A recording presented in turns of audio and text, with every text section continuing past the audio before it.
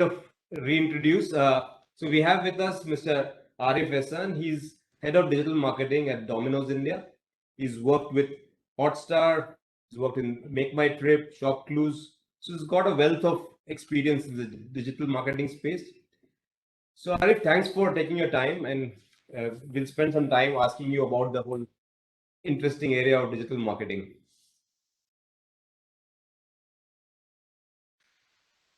Yeah.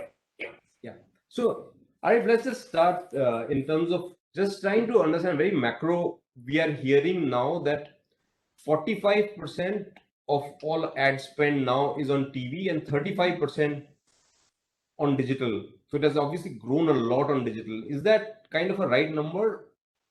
You think macro? So I think macro, that number is quite right. A lot of things have happened. Obviously, the literacy or the understanding of this media has improved significantly. At the end of the day, people want to use any marketing channel or platform to reach out to their users, and this is where users are. I mean, TV is about 800 odd million users, and digital is about 500 million. And additionally, these 500 million users that are available on digital are largely, the top tier of customers being targeted by most organizations. So it's not a surprise that digital is now 35% of marketing media mix and offline being 45%. Offline still sort of dominating the overall marketing budget portfolio, but that obviously that context changes by organization to organization.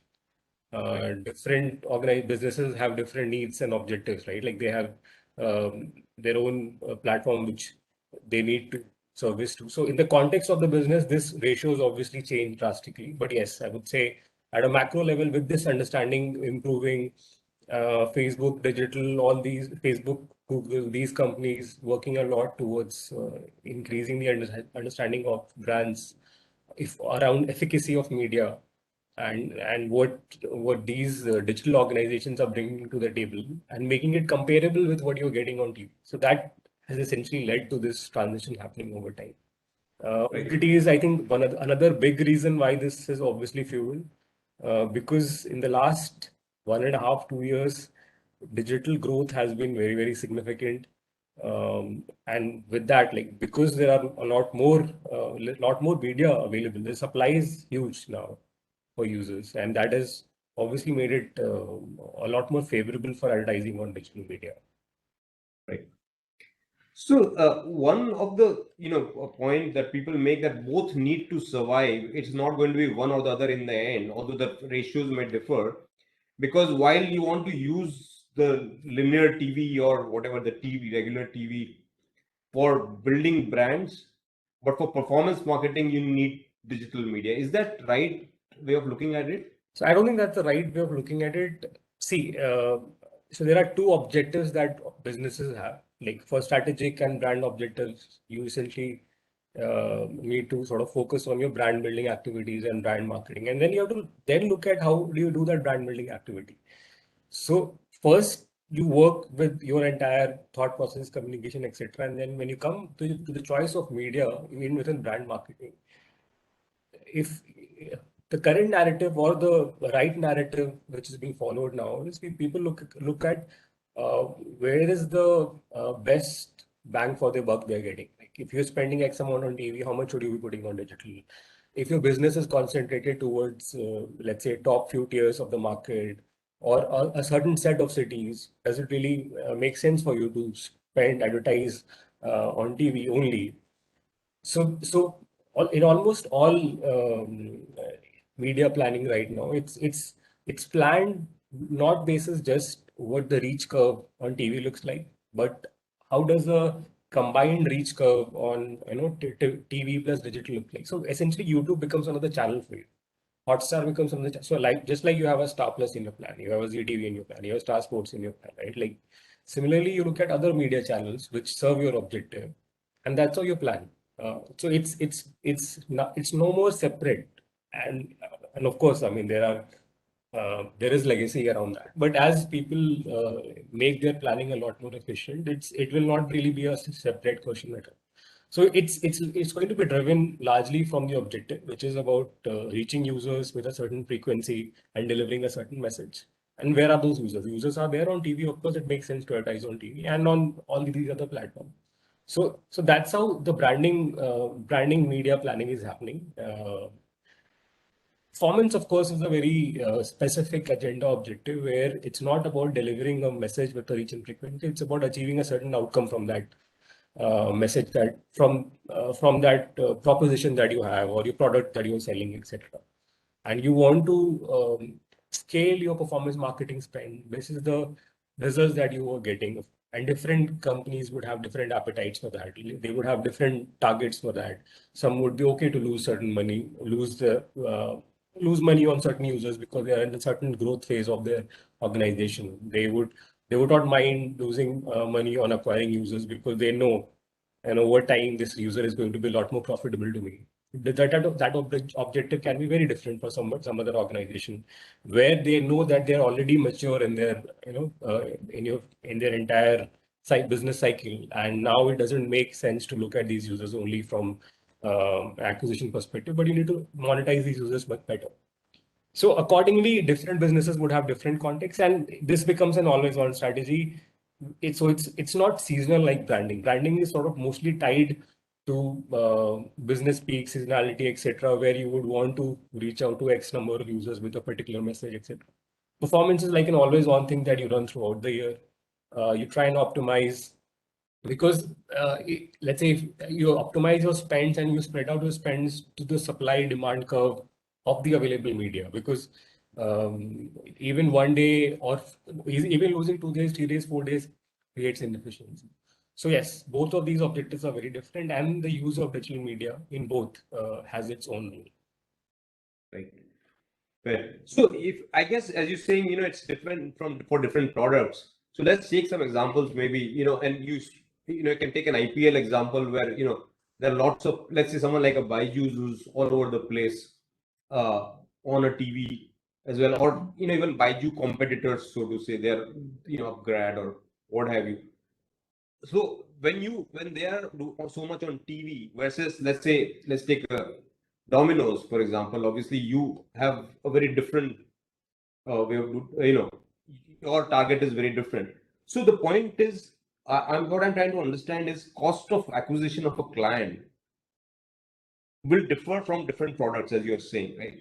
So how is it like? So if you take some example, like let's say a Byju's or whatever example, and if you take an example of a Domino's, is it more Let's say, expensive? okay. Yeah. Yeah. So if you have to first of all compare Byju's and Domino's and why Byju's is spending, I think it's a pretty straightforward answer, right? Byju's is a relatively new organization, a few years old. The awareness of the product is much lower. The consideration for the product is even more lower, right? So there are all these things. It is trying to build a category which is already not built. Uh, it's trying to bring a sort of disruption in education which doesn't exist. People are not okay with that. Obviously, people are slowly agreeing to that idea, but they are not. Largely, it'll take time for that to happen. Domino's, if you compare with, it's like a 25-year-old company in India. Everybody understands pizza. Awareness for Domino's is like extremely high.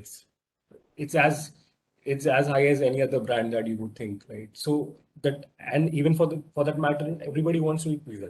There's no consideration problem either. So the tasks are very different. So yes, Domino's would not need to advertise like Byju's needs to. It needs to aggressively advertise on IPL, etc. It needs to plant itself everywhere, and it needs to do those, and hence the cost of acquisition that you were calling out. It's okay. I mean, they're investing in their business from the point of view of those future cash flows that are going to come from it because of the brand that is going to be built. And now and that's true for every other brand. If it may be it Dream 11, which is trying to build the gaming category, be it these new age brokers like Upstock, etc. Everybody's sort of following the same philosophy, and it makes sense for them. It doesn't make sense for other businesses to start doing the same thing and just keep playing that media game that I can pay, I can get even higher SOVs, etc. Because that's not needed and it is not sensible from a business point. So that's point number one. The second thing that you were asking, which was regarding simply about how much does it cost to acquire that customer. Let's say not from a branding point of view, but from a performance marketing kind of angle. Of course, there are two things here. One, the category itself is very different. So the inclination in both categories is, as I said, the word that I used was consideration. The consideration for a product like Byju's is much lower. People, and it's a subscription product. People will not really be keen to sort of pay for something like that. It needs a lot of work, lot building the right RTVs for that business, and that'll happen right over time. So that's number one. The consideration is low, awareness is low. So, and the third thing, which is obvious, and it's not the right comparison also, because the product baskets are very different in their ticket size. Byju's is obviously a lot more expensive. You know, you have to pay 25,000 bucks versus a Domino's where it is 500-600 bucks. So because of all these factors, even if the ticket sizes were similar, because the consideration for that category is so much lower, the conversion rates are going to be very poor.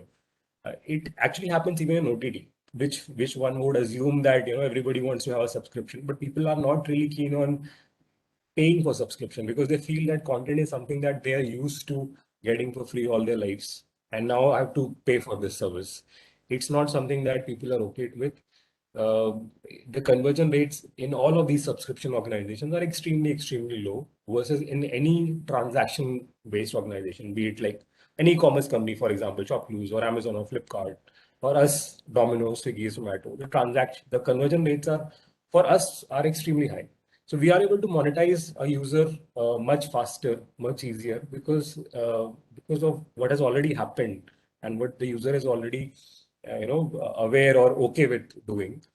But at the same time, when we look at the advantage that these subscription organizations have is that they have much better LTVs because users are obviously subscribing to that platform. People who have already convinced and they are happy with the service, they continue to sort of keep utilize. So the churn is a lot lesser and it's easier for them to sort of control that churn. Um, so that's how the business metrics sort of differ. The CAC or cost of acquisition is much higher on all subscription-based business, but at the same time, retention is better, and it is obviously evolving and improving. Yeah. So Sure. So let's take an example of something else. This is soap, for example. What is the cost of acquisition? So let's say for a Unilever, Hindustan Unilever, a cost of acquisition on TV versus a cost of acquisition on digital. Is that quite different or how? Because earlier people used to say, at least whatever I talk to people, they say that the cost of acquisition on digital actually was much higher than TV. yes, So so if you where are we now compare, on so that? correct, for a product like a soap, which is relevant to every city, town, location in India, right? So there is, first of all, there's no doubt that TV has a reach of 800 odd million and digital has 400, 500 odd million reach. So the cost of reach on if you look at whole overall India, the cost of reach on digital is definitely much higher than some TV. What is important to look at is if in your plan, what is the cost of marginal reach? Which means that if you have a 15 crore plan, 20 crore plan, etc., 10 crore plan, how should be the split of that budget so that it is most efficient? Because you should look at by increasing your spend on a particular channel, on a particular etc., what is the incremental reach that you're getting, and can that incremental or marginal spend be deployed on digital and then make your plan more efficient? I think very easily by all means. I mean, you can most plans are optimized by 20-25% by taking this kind of an approach, which is just generally taken by most agencies around media planning. But of Right. course, if your spend itself is small that you're targeting, it'll probably not make sense to then put a digital in your plan in that kind of a scenario because there's not a lot of the marginal spends are obviously or the cost of marginal reach itself is not lower versus TV, which would be when your spend itself is small. Right. So this is just from a reach point of view, but there is an efficacy kind of an angle as well. Yeah, that's right. For pure play FMCG businesses, that efficacy metric will not change a lot, but for online businesses, that efficacy metrics can change drastically. Right. which is something that one should also factor in. So yes, it depends on the context of the business and it changes accordingly. Right. Fair point.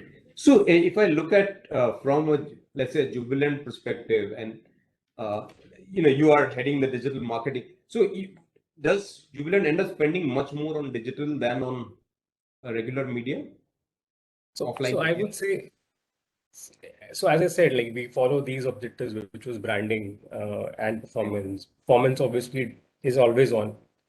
Just by the virtue of the fact that it is always on, there's a lot of spend that happens because we are live on digital every month, every day, every hour, right? So that overall, when you look at the year spend, that itself increases the spend. And when you look at just chasing the branding objective itself, it is almost 70-80% TV, and then the 25-30% marginal spend happens on digital to optimize the whole thing. Uh, Net, it comes out to be almost similar and not very different. Offline spends are largely cyclical, right? We would do it around a certain event that is happening for a certain objective, and we are launching something, etc. It's not that every day you want to be on TV. It doesn't add any value. Hmm. So as a head of digital marketing, like what is your kind of KPI? What is your goal? What are you supposed to achieve? So yeah, so my goal is of course, um, the online business, the online revenue is and growing that is the main goal that I'm chasing. Um, but that but that does not limit the role of digital um, for servicing other parts of the business also, because there's an offline angle and an offline leg to the business as well, which we sort of help and promote and do certain things, etc. To improve that, etc. But the primary KPI is largely around growth of the online business via our own platforms, and how do we achieve that? How should we deploy our marketing, communication, and media to deliver to that objective? Right. So I had kind of two different parts to this question. So first is in terms of media buying, right? So are you using ad agencies like, let's say, an Apple or someone to do this, or you're directly using a Google and Facebook, because they also have a lot of analytics and you can do a lot of stuff directly with them, right? So how does it work? Affle is largely like a performance marketing kind of a company. So within the Right. performance marketing portfolio, there are 15 odd marketing channels that we would be running, and then all of these channels operate at different ROI. What we do is essentially we look at, when we're trying to scale our spends further, um, the same question, which is the basic principle of any digital media optimization, be it brand or even TV optimization. So we look at what is the marginal spend, what is the marginal ROI that we get from it. So if I'm spending, let's say 5 crores and I have to spend 1 crore incrementally, then I would see what is the marginal return of this incremental 1 crore that I'm spending, and which channel is giving me the best results. And then we put that money accordingly in that ratio there. That's the basic optimization that we do, and hence every channel has a role. It's not a binary question that I will only advertise on Google or only on Facebook or only some of these affiliate networks. It's never a binary question. You always look at your media mix and try and keep optimizing it on a monthly basis, because things something or the other is going to fail or change. Some macro conditions will change around a certain publisher or an organization. Uh, Hence, you need to keep doing it and and the essential job is just like, you try to do that. You maintain a portfolio, your stock market portfolio, you try and maintain a marketing portfolio and keep optimizing towards the best results. That's, I would say, the core of the job. Right. And in terms of, I guess one of the challenges that today a company like any food company faces, and even Domino's is facing, or McDonald's is facing, is people like Swiggy and Zomato who have come in, and they are themselves, most people have them downloaded in their, one of them at least downloaded in their phone, and hence people go to them. And let's say if they were to order a pizza or a burger, people write pizza or burger. How do you try and fight that through digital marketing? So it's not like a significant problem for us. We largely Swiggy and Zomato are major partners for us and very important partners for us. They drive a big chunk of the business for us, and they give us a gateway to a certain set of consumers which who are already interested in a product category. They introduce many new users to a subcategory like pizza. So they are very important in the ecosystem, and of course. By the virtue of that, they are very important partners. But our business is not like really reliant on one player or anything. It's significantly dependent on our own platforms, which we have made developed over time. It's not something that it's not like today I'm going to just if I just make a website and users will start transacting on it. The experience um, it itself needs to be of a certain level. Um, and of course, you have to grow your own assets over time. You can't do it in a day. But we have been focusing on both growing our assets from an experience point of view, feature functionality point of view, and the scale of our assets for the past 5 years. Right now, it's our traffic MUs are like significantly high, and by the virtue of that, it's our business is not really dependent on one specific player or anybody. It's heavily dependent on our own assets and what we do on it itself, actually. So Right. yeah, so the focus and the objective of digital marketing is to keep growing that both on the branding front and on the performance marketing front. And performance marketing front on a daily basis, over time you would see significant growth coming into the business because of it. Right. So you are saying that people like Zomato and Swiggy today are more like partners rather than competitors. That's It how you depends guys are looking for at it. different organizations, of course. For us, that's the case. But Right. yeah, like many businesses largely depend on them, and then they might have a different equation with these players. Right. But that's not the case for us. Sure. Uh, in terms of trying to understand a few trends that we are seeing in digital marketing, and you being you running the digital marketing part. First thing is, of course, it seems that when you listen to someone like a trade desk in US, who is I think obviously those markets are a bit ahead of time from compared to us, but things are kind of happening. Even Trade Desk is now coming to India. It seems, right? They've actually launched in India side. But if you look at some, let's just understand a few things. When we say from use of AI, for example, is that like how effective it is? Where are we in that whole thing? Because that will ultimately define the effectiveness of digital marketing, right? So in that curve of development of AI, where do you think we are compared to, let's say, some of the what you are seeing in the West? See, what organizations like Google and Facebook are doing anyways, and and this is what I've been seeing. So almost 90% of things that I used to sort of do on Excels with regard to planning, building my supply curves, building my prediction models, building my bidding models, all of that has slowly transitioned to most of these organizations doing themselves. So this AI journey is not, at least within the ecosystem of digital marketing, is not something that is happening today. Anything that actually happens in the US is it it pretty much scales up in 6 months' time across the world.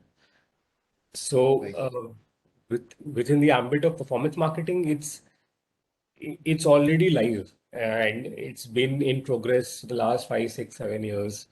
The way you bid on Facebook or you set your budgets on Facebook, and then the way it optimizes your spends towards a certain goal that you're trying. It's all AI driven, and same for Google. In fact, Google took it a step further where they even automated the kind of ads they would want to show to different people. Earlier, you had the option of having X, Y, Z, PQ kind of ads. Now it's like everything is being automated, and you are only able to control inputs, and Google itself via its AI is optimizing for objective by creating combination of those assets. Right. So so I would say it's good and bad, and obviously it makes things easier for most people, for many people. But for organizations who have a certain maturity in their digital marketing skills, etc., they are actually taking away a lot of controls that you had earlier. And Right. those sets of advantages that you had, like you were doing better than your competitors because you had cracked a few things, and all those things and those levers, etc., are going. And then you work towards finding new levers or new hacks to sort of deliver to that. But the AI journey has been very old within the digital marketing. There have been and there are so many companies which exist. I used to Right. work with Adobe for media optimization, and then bunch of companies which were Facebook PMDs, preferred media developers, etc., who were offering a lot of services uh, for their AI systems, and they are becoming redundant. Those businesses are becoming redundant because these platforms themselves have adopted to all the to a certain level or scaled up their capabilities. So yeah, I mean it's going to play a very strong role, and as we are already seeing it doing. Right. And so you talked about, media buying, for example, and in terms of digital, I guess we are moving more towards what is called that programmatic advertising, right? Where we are using, instead of actually negotiating, it's more like bidding that is happening on digitally. Is that what is happening here as well? So see, programmatic is like a buzzword. I mean, everybody sort of talks about it. That's really important, etc. And it definitely helps for your branding campaigns because you are able to sort of um, buy media across a lot of platforms in real time. But if you look at normal use cases, most people, Google itself pretty much controls within Google, Facebook, almost 80% of media inventory, 85% of inventory is anyways there. By going on programmatic, you maybe get access to that 15-20% incremental inventory. Then, but the cost of switching from these major platforms in terms of the optimization capabilities, the AI bit that I talked about, right? So both of these platforms have certain AI skills, and they have been scaling their inventory even further. So yes, programmatic was like a very important and a buzzword at a certain point of time. Uh, in practicality, I don't see major spends happening or buying happening via that because all these organizations have built their own systems, and within their closed systems, everything is anyways programmatic because it is real-time bidding. And it Hmm. always existed like that. It's just that programmatic gave you to way to bid across these media as well, and maybe get access to that 15-20% extra media inventory which you didn't have otherwise. But it's not something that is because of the disadvantages of losing this AI gain, etc. In practicality, the usage or etc. is I wouldn't say as much. Right. The other thing is in terms of where you are advertising. So again, a trend that you are seeing in the US is that content TV or connected TV, rather the connected TV, where you have, other than Netflix, which is not only subscription, even people like Hulu and all that, they are now a lot more ad based, right? And connected TV seems to be the big buzzword there because I guess most youth is there on there, Sure. right? So here, I guess the only connected TV I can see in a very big way is YouTube itself, right? Because that's So YouTube, probably, yeah. yeah. But what's your thought on this whole connected TV? Is that going to, because Yeah. subscription based, there's so many people who are trying this subscription based stuff, but do you think that's going to survive, or you'll see much more connected TV here So as well? at this moment of time, connected TVs is of course a very prime audience for you. It See, when you're trying to achieve certain goals, like if you're so brand as you said, right? Like do you really need to advertise on a connected TV? You can advertise on TV, and you can reap the benefits of it much better because you don't need to reach out to an exclusive set of audience. Connected TVs, what it does is it sort of offers almost a top 50, 18 million audience, or actually it's growing. So probably I think it's grown to even higher than close to 15, 20 million. So top 15-20 million users, it gives you the opportunity to advertise to the top 15-20 million users in India. Of course, that's valuable. And for many organizations whose business is, or they're not able to sort of foray into that segment, or that segment is relevant for many people. So it's a big opportunity, and it is growing significantly yearly. YouTube is not the only medium on connected TV, of course. Amazon has a strong connectivity platform. Samsung has launched an ad platform for connected TVs. So media is getting aggregated on it. It is soon will be sold. I think it's already sold programmatically, but like all of these media accumulated will soon be sold programmatically available for people to buy. It definitely is a very strong proposition, and yeah, by the virtue of it, it just gives you access to a very exclusive set of audiences which you would want to target. Right. And so, are you guys doing much more on connected TV, as because your audience would probably is much better there, right? In terms of the No, it's traffic. not. Yes. That's so our we have a so we are present in across the country. Right? It's not limited to a few cities. Our product is not something that is limited to the usage of an exclusive set. Its pizza is widely I mean, it's consumed by almost by a large set of audience. So like Seke Segbi is our demographic audience. It's not limited to a very small audience there. We do advertise on connected TV as well. It's definitely something. It's an attractive audience for us. Of course, you always have to balance it with the cost of that. Like you would always want to access that audience, but there's a cost of reaching that audience. Does it make sense for you or not? You have to keep evaluating. It's typically there in our media plans, yes. Um, but like I don't think we are such a niche brand that we have to focus exclusively on that particular segment. Right. One last thing on the trend part of it, which is on, everybody talks about personalization of ads is going to be the big thing. How are you doing it? What are you exactly doing trying to personalize these ads? Yeah, so personalization, of course, in different businesses, it's highly common. Like for e-commerce, from the example of e-commerce, if I have to tell you, the personalized ads or remarketing ads or catalog ads, they came into the picture almost 5, 6 years back. So if I have a catalog of 10 million products, 20 million products, then I would be recommended the product that I'm interested in, the product that I visited, etc., etc. So this personalization is obviously a lot stronger even when you go to the website, etc. On the e-commerce website, things will be really, really personalized to you. They have like 10, 20 million products to show you, actually much more than that. So they have to choose which is the right product to be shown to you, which will make the most sense, which will drive the highest conversion. So this has been powered in ads forever by Google and Facebook campaigns, and not just e-commerce, travel, hotels, etc. So all of these ads they run personalized ads only, or most of the spends actually happen there as well.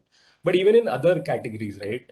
For example, I think last year Diwali, when everything was locked down, Mondelez had a campaign of trying to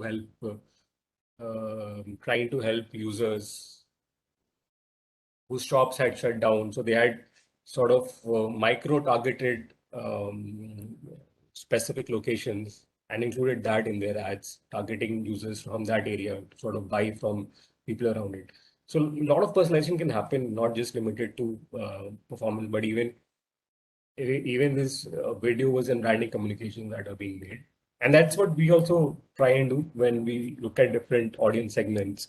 We figure out what is the right communication, and we experiment with that also a lot with different age groups, with different demographics, of course, I mean, city level or location level personalization. So that's pretty common around language, etc. But these are largely broad segments targeting where you personalize your communication and you sort of try and optimize it.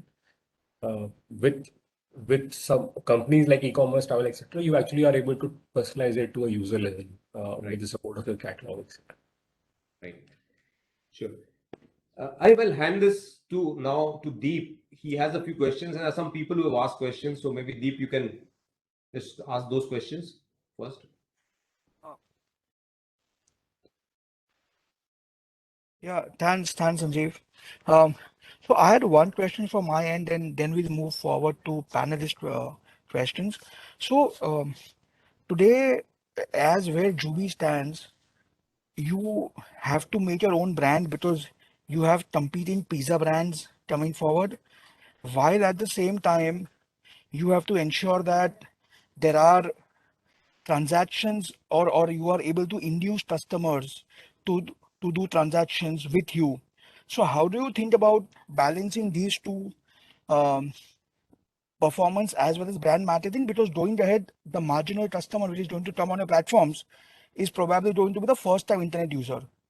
So how do you see this spend moving along for your company in specific and overall space in general? So, so the new customers who are being introduced to our product, etc. It's not that they are like first time internet users. I don't think we are that deep a category um, as something like e-commerce for that matter.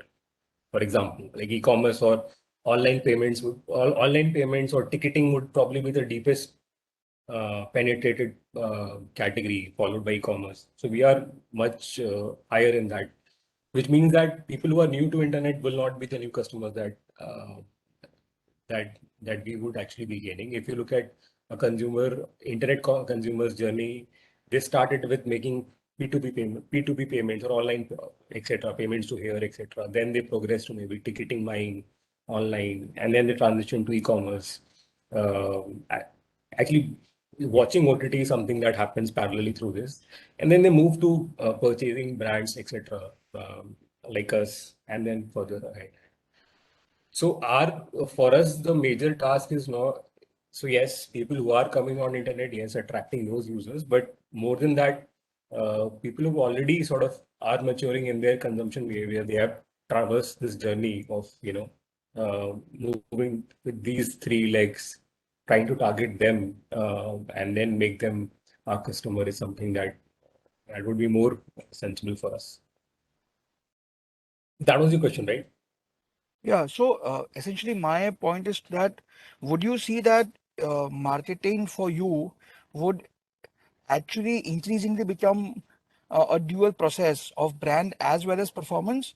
And Yes. um, so then in that context, what like general analytics do you do? Because you have competing brands coming up who are looking at the same process to acquire users. And how does it help you to understand? I mean, what are the metrics you see to understand competition activities? How does the competition behave, and how do you respond to that?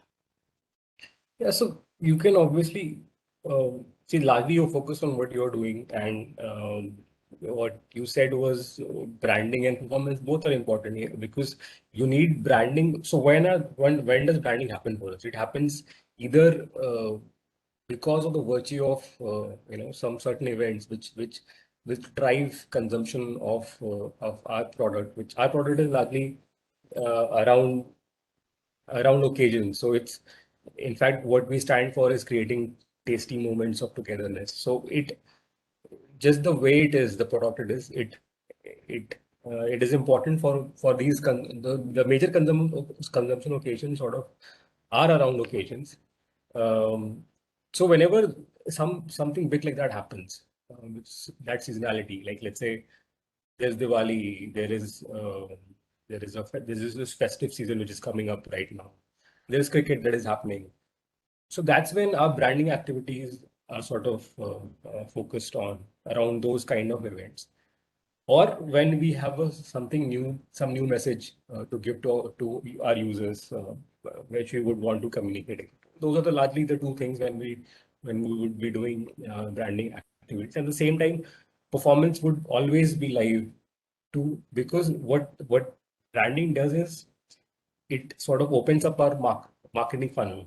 It increases the consideration for users who are already aware of our product by delivering these different messages around the year. And then performance is a always on activity that is able to tap those users and do the last mile conversion, sort of latch onto those users and bring them and close their conversion for them. So these two activities keep on going. And this is what we would focus on to keep growing our customer base. So both branding and performance being done parallelly. Of course, we look at what competition is doing, what are they engaging, what kind of product they are launching, what is the share change that happens in market, and that information is something that you do get. I mean, through through uh, through surveys, etc. You're always aware of what is happening around you, and you always look at things in the context. But the strategy for you will still be same. Figuring out the insight, okay, what is the problem, what are people looking for by talking to people, coming up with the right product market via product market fit, coming up with the right products to address those insights. So research followed by the right product creation, then doing this brand messaging to increase user consideration, and all the time running a performance marketing campaign throughout to convert those users who have already seen improvement in their consideration, or they're factoring us as a brand of purchase. Right. Um, just one last question from my end. So there was a time when we were not on third-party apps, and today we are seeing them as partners. So, any broad figure or any broad idea you can give about how much are we reliant on them, or do we see a scenario where we actually have our own brand become stronger that we don't need them anymore? Any color, or what is your 5-year goal process when you think about digital marketing? As to create a brand for Jubi specifically separate from third-party apps. Any color on this would be useful. See, the point of third-party apps is not new. It's not like aggregators came for the first time in a particular category, right? Food tech, of course, Zomato, Swiggy started. But if you look at some other sector, look at TripAdvisor, for example, in hotels. It has existed forever, right? And people would always go there for looking at reviews. And TripAdvisor would drive traffic to, let's say, a Make My Trip or other brands which are there after people are making their journey. So and it's just not here. And you look aggregators in every business, insurance. There are big companies in insurance, but there is Policybazaar, there is an aggregator.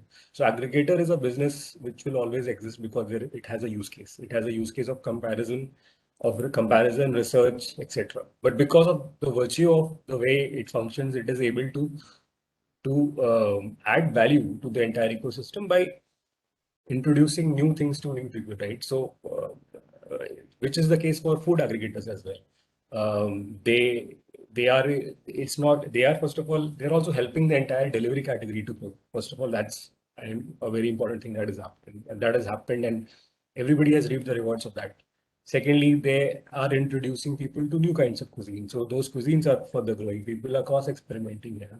The brands which focus on their product and the brands which focus on their customer experience are the ones who are going to sort of retain their own customers, and that's how they will keep on growing. I would say that aggregators have a very strong space to play, and they will remain an important partner in the future as well. But one should not be really dependent on somebody else to deliver your business to you, which is that is where we are seeing a lot of backlash coming in from multiple different partners, where they feel that they are completely dependent on somebody else for their business. It's not at all the case for us. Uh, our focus is on delivering or growing our own assets. Our own assets actually deliver a lot more business to us than anything else or any other partner. And that's my focus as well. Right. Hey, yeah, thanks, Arif. Over to you, Sanjeev. I'm done with my questions. There were some questions that some participants had sent. Can you ask those questions, Deep? Yeah, I've asked those questions. I mean, those answers were given in these elaborate answers which Arif gave. Okay. So I know, I guess there are some questions which are saying, what type of analytics do you do in order to acquire clients? How does it help in understanding competition? I guess you've answered this question in a way, right? In competition activities. Yeah, yeah, because you are the category leader, then you don't have to sort of so much think about how do you acquire users from other brands. I mean, that's not what you're looking at. largely you are looking at how are you growing your own category and focusing on that as an objective. But at the same time, being cognizant of what is happening around you and ensuring that you're not missing out on any opportunity that exists. But you're not really focused on how to acquire customers from XYZ brands because that. Right. And in terms of cost of acquisition, is there like in terms of unit cost, what is the cost, right, of an acquisition of a client on a digital platform? Yes. Approximately. Um, so the cost of acquisition, you don't have to look at it from a transaction point of view, but ideally you need to look at the cost of acquisition from what this user is going to add in terms of his value over a period of time. So you have to look at the lifetime value of that customer. Right. Then you have to make that call. What kind of revenue does it make sense for you? So let's say, do you want to make 2x revenue, 3x revenue, 10x revenue from that consumer? And accordingly, you can adjust so cost of acquisition is a factor of your media spends, right? If you're increasing because it's a supply curve essentially. As you keep increasing your spends on digital media, the cost of acquisition will keep on increasing. It's just a supply demand equation because marginal cost it just keeps on increasing. It's a fixed ecosystem. There's a fixed supply of media. If you want to buy more media, the cost of acquisition will keep on increasing.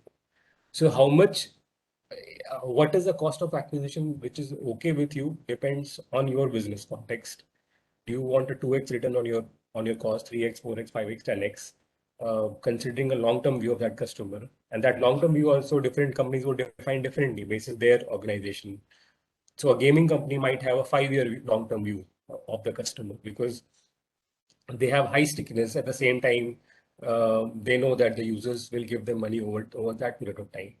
Plus, that kind of a gaming organization might also look at a low return initially because that category itself they are trying to build and they're looking at future cash flows really.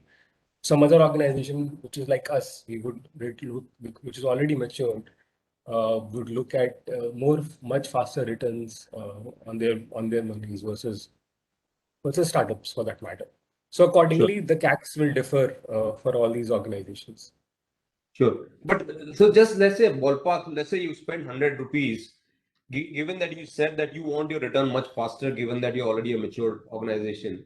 So what kind of turnover you would expect on that? Or like, what is your ballpark estimate over 1 year if you spend 100 rupees on a client to acquire a client? What is your expectation from that client to spend? So we should get like 5x, 6x returns from that kind of a cost that we are deploying. And this has to be measured. This has to be measured in isolation. So it should not be like, I spend, I send, let's say 100 rupees over on my marketing and 10,000 customers have come. So that's not the equation. So the money that you spend and the exact attribution that has happened, which has led to a revenue, and that's something that we'll probably look at. Right. But when you say return, meaning not top line, right? You're talking about the margins that you'll make on that guy, right? Because So five, let's say on a. So I'm talking EBITDA about overall, I'm talking about revenue. So we can't talk about margins, etc. But I mean, those things are visible in the P&L statement that companies release, and their EBITDA percentages are there in quarterly statements. So you can obviously look and refer to that. Yes, but like 8 to 10x returns of let's say revenue on what you are spending money, I would say that probably something that a mature organization would target. Right. A fairly new startup would probably target almost half of that or lower than that. Right. And I think there was a slightly more pointed question in terms of, can you say just again a ballpark, like of your sales, like would it be like say 30% coming from third party apps and 70 you said you are much higher, but Yes. would that be like something in that ballpark? I don't think I can share. Sure. Yeah, but yes, the point being is that the majority of the business is actually that we are able to drive from our own assets. And that's what we focus on by working on user feature and experience from a tech point of view and from a marketing growth point of view. Right. And one other thing, I guess, I asked these questions, but, slightly different. But in terms of numbers, again, if you were to spend 100, or your budget is 100, do you use media like these third party, like an Apple or whoever else? How much would you allocate? You said you did mention in a general terms that, you will decide in terms of So, optimization. I mean, so Google, Facebook become like the biggest channels for you, and almost I would say 65% spends sort of happen there, and then there is a long tail of channels where you would sort of deploy your spend. So, and then Apple would be one of those. It will be quite marginal, is what I Right. would say. Right. But even Apple, people like Apple would use ultimately a Facebook or Google's, or no? That's how No, not. no. So they would so display. There are a lot of players with digital inventory, right? I have an app, and I have many people have certain app. They have gaming apps, etc., etc. Then somebody Right. comes and then makes a network of those apps. Right. It just gives them their software, and it is able to sort of put his ad there. Mhm. You are able to control that kind of pricing. So the CPMs for those networks are lesser, and they are able to sort of run those ads there. Right. So outside of Google, Facebook, also there's a big digital ecosystem. There is a huge OEM ecosystem, original manufacturers. So Xiaomi, uh, Oppo, Vivo, all these phones, Samsung, all these phones have built an ad ecosystem for them. And then they try to sort of sell their media available impressions on Google as well, but largely via these affiliate networks. And that's why people advertise. And that's how there is space created, not Right. just for the two big players, but even other small networks, etc. Right.